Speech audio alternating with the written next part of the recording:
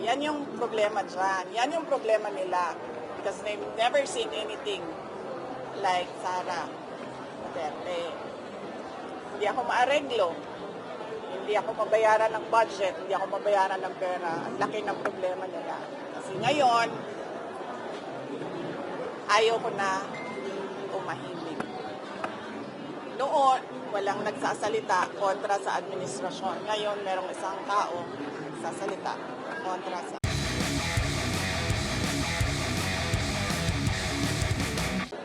Binasa ko yung kanilang mga statements and nakita ko doon ay puro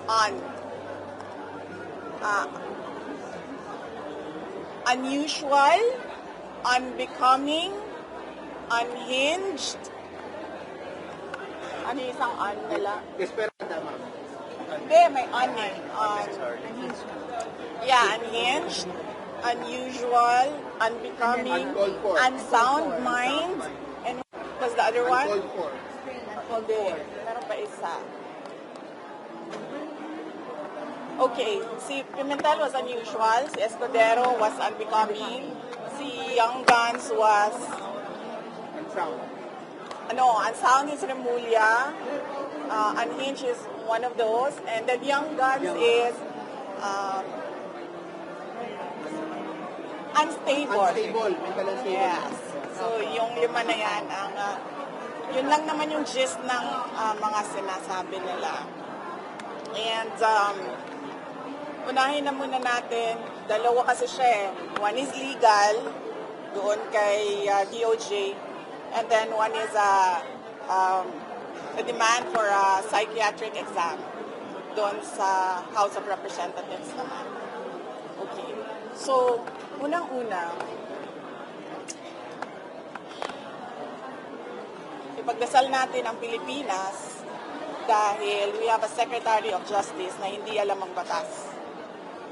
There is a big difference between talking about desecration a body and actually desecrating a body. Talking about desecration of a body is not desecration of the dead. Dapat sana siguro, as a lawyer, maintindihan niya yon kagad. But apparently, sabi nga ng iba, pag mabilis ka, meron talagang mga mabagal ang pick-up.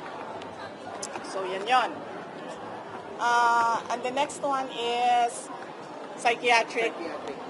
neuropsychiatric exam. Wala akong problema doon. Game tayo. I will call that neuropsychiatric exam. Pero, let us make this an election issue. Yung Young Guns, I am sure kasi young sila, magpapa-re-elect pa yan. They are running as re-electionists. So, ang gagawin natin, dalawang tests sa akin. Kasi sinasabi nila, unstable daw ako. Paningin ko naman sa kanila, unstable din sila. 'Di ba? Kasi bakit? Aatake sila, pag sumagot yung inaatake nila, nagagalit sila. Tinatawag nilang unstable. Para sa akin, unstable din kayo. Bakit niyo ako inaatake? 'Di ba? So, I will do 2 tests. Neuropsychiatric exam and drug test. Pero dapat, lahat ng mga Young Guns na kandidato, lahat ng mga congressional candidates ay magpa-drug test. Including speaker, ma'am? As a voter, I am asking the candidates for Congress doon sa distrito ko, sa 1st District of Davao City. Now, dalawa lang yung maalala ko ngayon, but I'm sure meron pang ibang kandidato.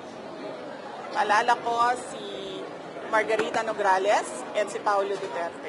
And as a voter, I demand na magpa-drug test sila. At kayong lahat, mga kababayan, as voters, you demand na magpa-drug test ang mga congressional candidates niyo. Dahil kung unstable ako, sa paningin ko, unstable din sila. So, bakit ka naman magagalit kung ang inaatake mo ay sumasagot? Diba? Yes? Red? Yes, ma'am. Okay ka dyan? Yes, ma'am. Okay, sige. Sandro. So, okay tayo dyan. Wala nang problema dyan. Yan ang demand ko ha. 2 test sa akin, isa lang sa kanila. O, dihado pa ako. Pero ma'am, sinasabi niyo rin na unstable sila, so dapat meron din silang neuropsychiatric test. And Hindi, pinapadali ko na lang kasi sa kanila eh. Kasi, diba, para madali tayo. So we call on the Philippine Medical Association, the Philippine Psychiatric Society siguro, is it called that way, to set the guidelines para sa amin lahat. Okay? Lahat ng butante mag-demand ng drug test sa ating mga congressman candidates kasi unstable din sila. Saan po dapat gawin ang drug test, ma'am? Sa private hospital o sa public hospital? We need independent third-party hair follicle testing. That is why we are asking the help of PMA, tulungan nyo kami, to set the guide. kailan niyo ma'am gusto mangyari yung test? Pag kinol na nila, okay na tayo. Hindi pwedeng 3 months after ha, kasi hindi magdodroga yan ng 3 months, tapos na yung testing nila. So anytime. So dapat Dapat ngayon na. Ayun na. dapat 10 Ngayon months. na. Magpa-drug test tayong lahat at dagdagan ko ang sa akin neuropsychiatric game. Tayo dyan. Ma'am, what if po ma'am sabihin ng young guns na you're just bluffing too much? I'm not bluffing. Pangalan ko nakataya dito. Nandiyan kayo lahat nakikinig at nakita na nagsabi ako. I'm not bluffing. Ma'am, may ganito ng lesson for si Congressman Colong, pero wala man lang isang. Diba? Oh. Diba? Ayaw nila magpa-drug test. Bakit kaya? So hanggang congressional lang, ma'am, yung test. So yan. Okay ako. Wala tayong problema dyan. I will do your neuropsychiatric exam. And mind you, hindi yan first time. Naka-neuropsychiatric exam na ako dati nung nag-apply ako as PAW lawyer. And naka-neuropsychiatric exam na ako in a court case. So, pangatlong neuropsychiatric exam ko na ito na kung sakasakali, pag-i-call nila ang DARE ko. Drug test sa inyo, dalawang test sa akin. Yes. So, unstable, unhinged, unbecoming,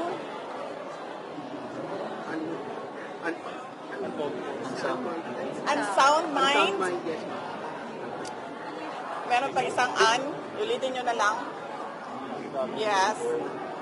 I'm not any of those.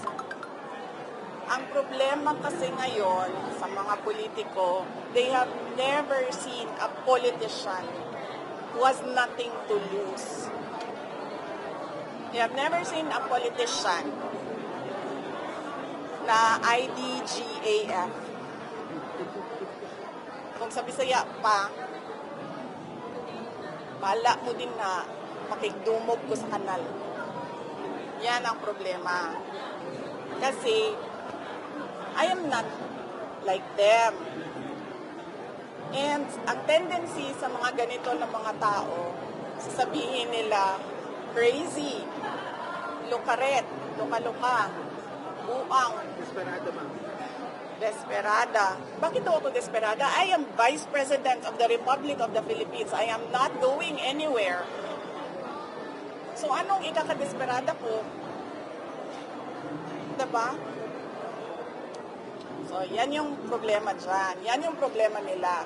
Because they've never seen anything like Sara Duterte. Hindi ako maareglo. Hindi ako mabayaran ng budget, hindi ako mabayaran ng pera. Ang laki ng problema nila. Kasi ngayon, ayaw ko na umahimik. Noon, walang nagsasalita kontra sa administrasyon. Ngayon, merong isang tao nagsasalita kontra sa... Nawawala ako sa akin. Sandali, saan ako? Doon sa... Saan? Tinatawag nilang buang. Tinatawag nilang luka-luka. They did that to MDS noon. Pero they cannot do it to me ngayon. Lahat ng psychiatric exam na gusto ninyo, let's go. Gusto nyo pa, televised ang exam, ang tests. So you're also challenging, ma'am, na hindi televised ang test? Oh, yeah. Dapat lang. Dapat nakalagay yan dun sa guide. Hindi pwedeng magsikreto-sikreto kayo dyan ng testing ninyo, ha? Ma'am, you said po na you're speaking against the government po. Are you positioning yourself as the opposition na po? Hindi, sila ang nag-aano sa akin. Sila ang nagtutulak sa akin, eh. Sila talaga ang inaatake nila ako. Tapos, pag sumagot ako, nagagalit sila, ginagaslight nila ako. Mr. Deception. Kung pinabayaan lang sana nila ako sa Davao. I was mayor already. I was unopposed. Kung pinabayaan lang nila ako sa DepEd, nagtatrabaho lang ako dun, wala akong ginagawa sa kanila. Nung nag-resign ako sa DepEd, kung pinabayaan lang nila ako, diba? Na gawin ko yung trabaho ko sa Office of the Vice President, kahit magtanim ako ng puno, araw-araw, pabayaan nyo lang ako. Kasi may pagbabago campaign naman kami, tree planting, educational advocacy, lahat yun. Problema sa kanila, nakikipag-away sila, tapos kapag lumaban, yung inaaway nila, nagajalit sila, and sila yung nagsasabi na siya yung may problema. Hindi ako yung may problema. Hindi ako known na palaaway, except yung inuunahan ako. Kaya anong tingin mo, yung mga anak ko, yung BBM at yung Senator Jaime, they are now coming to their defense? I will not comment sa mga anak, no? Because ang natural affinity ng mga anak is to defend parents. Ako lang naman yung anak na hindi nagde-defend kay PRD. Pero balik na rin natin, ganun din si PRD sa akin. Ang natural affinity na gagawin, natural na gagawin ni PRD is to defend me. Diba? Sinasabi nila noon, ginagaslight din nila kami, diba? O kasi may destabilization sa PRD, may maisog. Ano bang ginawa ni PRD? Di ba nag-react lang sa ginawa nila sa akin? Hindi nga ako nag-react nun eh. Hindi ako nagalit. Confidential funds, ano sabi ko? Fine, sa inyo na yan. Fourth quarter, sa inyo na yan. Hindi ko gagamitin. Hindi ko naman kailangan yan eh. Napapadali lang talaga ang trabaho kasi natatarget mo yung trabaho mo. Ano pang inano nila? Security, kunin namin lahat. Sa inyo na yan. Budget, kukunin nila lahat. Sa inyo na yan. Nagalit lang naman ako noong yung nangyari doon sa graduate, yung namatay doon sa Davao City, sa tear gas, sa panggugulpi, at yung mga pinukpok na mga tao. And ngayon, nagalit ako kasi sa paghabol-habol nila sa akin, yung mga kasamahan ko, hinahabol din nila, excuse ko na lang, let's give them privacy, but one is already in depression, one is already contemplating suicide, one is in the hospital, may isa hindi nakakatulog. I agree sa pagmumura, ha. Hindi dapat magmura kasi may mga bata naririnig, pero gago talaga yan sila. Ako, wala akong problema. Pero yung ibang mga tao dyan na hindi politiko, na hindi naman nila hinahabol, pero ginigipit nila. Bang How pulot-dulo is your ng pag-atake? relationship with Senator Jaime Marcos? Punong-dulo na pag-atake. Politics. Politika. Ano yan? Sinabi ko sa inyo, perpetuation in power yan. Gusto ko sana i-take up si Martin Romualdez pero nag-promise ako sa inyo, di ba, na another time si Martin. Oo, sa susunod na. Ma'am, yun nga po politika. Sabi po kasi ni Governor Matthew Manoto na pinersonal daw nyo yung dapat sana'y politika lang. I-review nyo. Ayoko na banggitin eh. lahat ng pagmemersonal nila sa akin. Pero i-review ninyo lahat ng ginawa nila sa akin. Sila ang naunang. Kayo ang naunang. Bakit? Because of envy and jealousy. Yan lang sisira sa bansa natin eh. Ma'am, are you talking here sa akin parang confidential file? Hindi. Nagsimula ito pag-resign ko sa lakas. 'Di ba? Remember? Sinabihan ko siya, Martin, sa ibang araw na. Kasi madami na kayong material. Ma'am, for the record, what is your relationship status with Senator Ivy Marcos? And nag-usap na po ba kayo after that? After nung press con, tinext ko siya, and she was cold, malamig. And then, meron siyang sinabihan ng common friend namin na naiinis siya sa akin at kay BBM. And then, sinabihan ko yung common friend namin, sabihin mo sa kanya, huwag siya mainis sa akin at kay BBM. Mainis siya kay Lisa at kay Martin. Pero ano ba, friendship over na ba kayo ni Senator Ivy? Or ano ba, it's just a phase? No, hindi ko alam. I cannot speculate on what will happen tomorrow. But as far as you are concerned, Vicky, ano si Senator Ivy sa iyo ngayon? Para sa akin, she's a senator, she's a friend. I did not attack her. Alam niyo kasi ito si Remulla, nandun siya sa legal desecration of the dead. Sabi ko nga kanina, di ba? Talking about desecrating a body is not desecration of the dead. It is not illegal. It is taboo. Tabu siya. Meron sa atin dito, ayaw ang pag-usapan ng patay. Meron sa atin dito, okay lang na pag-usapan ng patay. Diba? It's taboo for some. Ngayon, kung okay lang sa kanya, hindi okay sa akin, dapat respetuhin ko na okay lang sa kanya. Hindi ko aatakihin yung tao. Bakit ko aatakihin yun? Yung paniniwala ko, hindi naman niya paniniwala. Parang Diyos lang yan. Naniniwala ka sa Diyos, ako. Hindi. Respetuhin mo ako. Na hindi ako naniniwala. Ikaw na naniniwala sa Diyos, respetuhin din kita. Ang problem kasi dito sa kanila, when there is a person who is outspoken, who is outrageously outstanding, sinasabihan nila na weird, sinasabihan nila ng kakaiba, sinasabihan nila ng crazy, insane, look at it. There's nothing wrong with me, I'm just different. Respetuhin nyo yung different ako sa inyo. Going back to Senator Ivy, you texted her, pero nag-reply naman po siya, kaya nasabi niyo po siya. May we know the context of that conversation. If you can share that with us. Siya na lang ipa-share ninyo kasi siya naman yung mas nakakatanda. Pero since then, hindi pa yung nakakapag-usap ulit over the phone lang. Wala na kami nag-usap after nung nag-text ako ng messages. Ma'am, may below your message. Alam mo, yan sila lahat.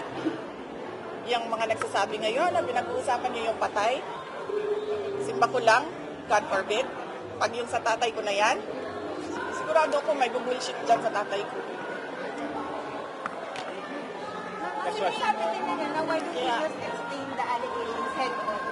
Just to set the record straight daw, ma'am. Kasi it's just, it distracts from the issue, it lowers the level. Kasi sabi ng mga house law. Oo, kasi sabi nila, ako, Rather than ano sila, nandyan yan, diba? Diversion, yes. Well, it's a tie.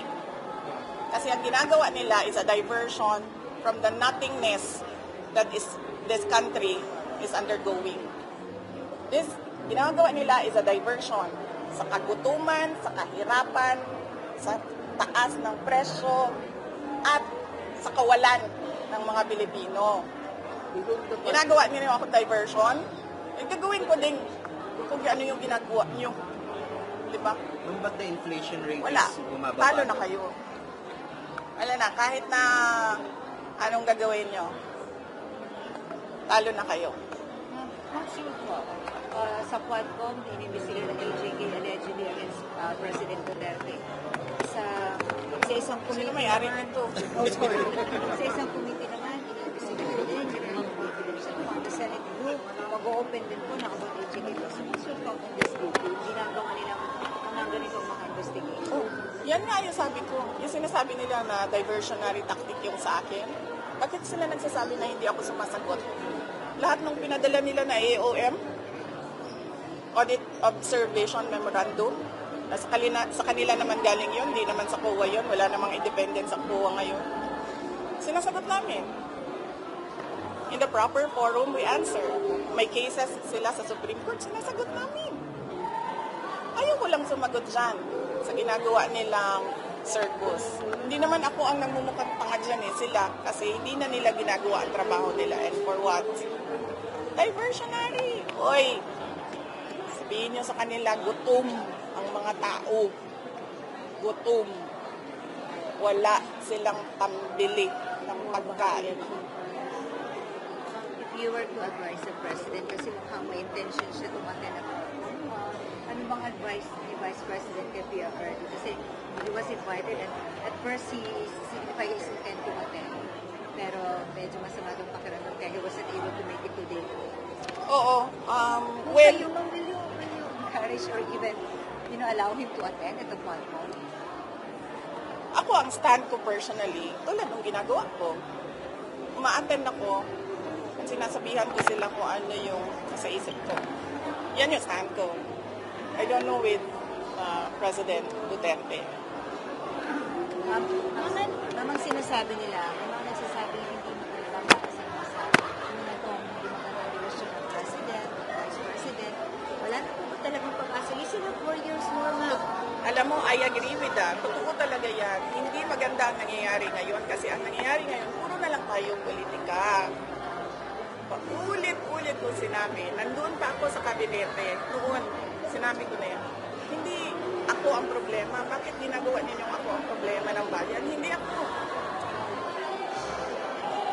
Imagine, saan ka nakanganap pa ng mga public officials so shocked about me talking about the dead. Pero walang na-shock na there's a foreigner kidnapping in the Philippines right now. And there are daylight robberies na hindi natatakot ang mga kriminal. Papasok na labas. Tapos, magkakagawa kami ng krimen. Walang na-shock. So, bakit kaya? Ako, na-shock ako. I am from Mindanao. Gulat ako. Sabi ko, this is bad. But may going back, ma'am, may pag-asa pa ba? Opo, yes ma'am. Na magkaayos din kami. Meron pa bang aasa? Na magkaayos kami, magkaayos kami nilang lahat. Sige, mag-sorry sila doon sa pamilya nung namatay sa Davao City during the kaguluhan sa loob ng Kingdom of Jesus Christ. May namatay doon. Sorry sila sa pamilya doon. Mag-sorry sila sa lahat ng tinir gas nila, pinukpok nila at binugbog nila sa Tamayong at sa KOJC. Mag-sorry sila sa lahat ng hindi nakakatulog ngayon kasi pinapatawag nila paulit-ulit dyan sa House of Representatives. Hindi lang sorry na, oh, sorry ah. Hindi. Pangalanan nyo lahat, sorry kayo sa kanila. Pag-isipan ko, kung papatawarin ko kayo, pag-isipan ko pa lang yun. No? Ma'am, Ma'am, kayo ni PDA. Kelly Momborajo. Pinatawan ng EFP ng Barusa yung pagiging ng PDP dahil hindi raw ito karaniwang ginagawa at hindi raw Oo. Sabi ko nga noong press con ko, di ba, there's some sort of inappropriateness. Inappropriate sa ginawa niya. Pero sa kanila na yon, sa organization na yan. As commander-in-chief, hindi dapat ganyan ang reaction mo. Ang dami-dami mong pwedeng reaction. Pero hindi dapat na pinagtatawanan ninyo ang bata. Especially ang bata who swore to give his life to this country. Sa AFP na yan. Pero ikaw, as president, di ba? Walang nagulat na may foreigner kidnapping. Walang nagulat nung nagsabi ako, matapobre ang presidente. Pero lahat, nagkagulo na sa desecration of the dead kuno na hindi naman. It's taboo. Hindi siya krimen. Ma'am, kayo ni President Marcos, may pagkakataon pa ba magkaayos po kayo? Sabi ko nga kanina, silang lahat, pag-sorry sila doon sa lahat, nag-iisipan ko. Ma'am, actually sa press halata ang galit, ang tutuhin kayo at inipin. Bukod sa binanggit nyo na nag-umpisa na toxic ng relationship with them during that graduation, anong pinamumuhutan ng galit na nabuti kayo? Siya ang Pangulo, hindi niya kontrolado ang lahat ng tao sa gobyerno at yung bansa. Kung ako ba Pangulo, sasabihin ko na, magtrabaho na tayo lahat. Ilan na lang, ilang years na lang. 4 years na lang? 4 years is a short time for a president. Ma'am, do you honestly believe na he knows everything? He is in control of everything that's happening? All those hearings. I cannot speculate on his soundness of mind. Ma'am, sinasabi po ng mga House leaders naman po kasi na ginagawa po ni Pangulong Marcos ang lahat ng kanyang ginagawa to raise the Philippines na global stage as parang iniiba nilagay yung difference niyo between the President and you, ma'am. Ano po masasabi niyo po doon sa comparison between you and the President? Ano bang nire-raise nila sa global stage? Saan doon? Saan doon? Kasi we're not hitting our targets. We're not becoming a middle income country. Anong na-raise? Well, pinopromote po yung West Philippine Sea and all, yung issues doon. Well, that's geopolitics and that will be in another, madami na kayong material. Next question, Jason. Ma'am, tungkol po dun sa pagpunta niyo sa Baclaran, ano po masasabi niyo na sinabi po nila parang ginawa niyo lang yung to gain sympathy from the public? Ano bang ginawa niyo doon pala? Opo, yun po muna anong ginawa niyo doon? Ayan, kasi yung problema sa kanila kasi hindi niyo ako kilala eh. Eh, kung sa Davao yun, hindi ako papansinin eh. Diba? Kung sa Davao yun, sa Davao ginagawa ko yun. Hindi na ako pinapansin ng mga Davaoenyo kasi normal sa kanila yun. Bakit ako umabot sa Baclaran? Kasi di ba nag-trick or treat ako? Eh, kailangan ko nung butterfly na gagawing corona. The next day na yung trick or treat, wala pa akong corona. So sabi ko, maghanap tayo sa sidewalk ng mga butterfly. Umabot kami sa Baclaran. Ma'am, sa nangyayari ngayon sa politika? Totoo yun, di AI yung TikTok video Ako yun. 3 videos yan. Sabi nung kasama ko, sabi niya, content creator na ako. Sabi niya, pwede mo bang tulungan yung account ko? Oo. Well, hindi ko alam kung paano kumita. Pero sinabi niya, content creator ako. Kasama namin yun. Pwede mo ba ako tulungan? Sabi niya, i-promote mo yung account ko. And then sinabihan ko siya, anong kailangan ko gawin? Sure, sabi ko, maliit na bagay. Anong kailangan ko gawin? Sabi niya, sumayaw ka lang. So, tinuruan nila ako, and then sumayaw. Ma'am, sa nangyayari po ngayon sa politika, ano yung payo natin sa ating mga kababayan? Ang payo ko sa mga kababayan natin, sa mga nangyayari sa politika ngayon, ay mag-demand kayo sa mga kandidato sa susunod na taon na eleksyon. Mag-demand kayo sa kanila. Anong nagawa nyo? Anong plano nyo? Magpa-drug test kayo. O sige, extend na natin. Magpa-neuro-psychiatric exam kayo. Mag-demand kayo sa mga kandidato. Last question from Reuters. VP, from Reuters po, speaking of elections, bakit hindi tumakbong mayor si former President Duterte and then bakit walang Duterte sa mga senatorial lines? Tumakbo siyang mayor. Si PRD. Sa Tumakbo siya. sa senatorial elections, bakit walang senatorial lines? Oo, hindi ko alam. Ang pagtakbo kasi, it's a personal decision. Eh. So, hindi ko alam bakit walang tumakbo sa kanila as senator. Ma'am, your message na lang to the Filipino people, lalo ito mga medyo na discarded dahil nga po because hindi niyo pagkakaunawaan PBBM, ma'am. So, what can you show the Filipino people? Okay, ang unahin ko muna ay yung mga nasa gobyerno na tulad ko, magtrabaho tayo. Magtrabaho tayo kung ano yung mandate natin. Sa opisina natin, gawin natin yun. Yun ang expectation ng mga tao. Sinasabi ko, ulitin ko, hindi ako ang problema, pero ako yung ginagawa ninyo na problema. Ang totoong problema, kawalan, kahirapan, kagutuman, kriminalidad, terorismo, insurgensiya, lahat ng kung ano ang problema 10 years ago, 20 years ago, nandito pa rin sa ating bayan. Magtrabaho tayo. At sa ating mga butante, mag-demand kayo sa mga kandidato ngayong darating na eleksyon na labas and beyond sa pera na binibigay nila sa inyo na pambili ng boto. Ano ba talaga ang magagawa nila para sa inyong lugar, para sa ating bansa?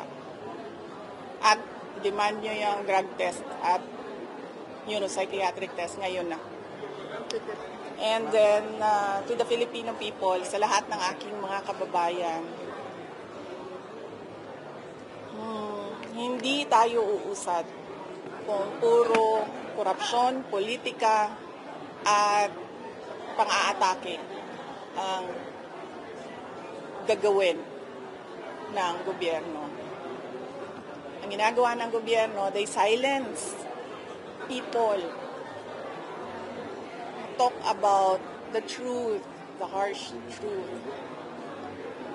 Kaya dapat ay i-demand nyo sa gobyerno, magtrabaho kayo sa amin. Demand nyo yan sa amin, magtrabaho kayo. Para we see a better Philippines in the next year and in the years to come. As I said, I am nothing of unstable, unbecoming, unsound mind. I am just unforgiving, unyielding, and unbowed.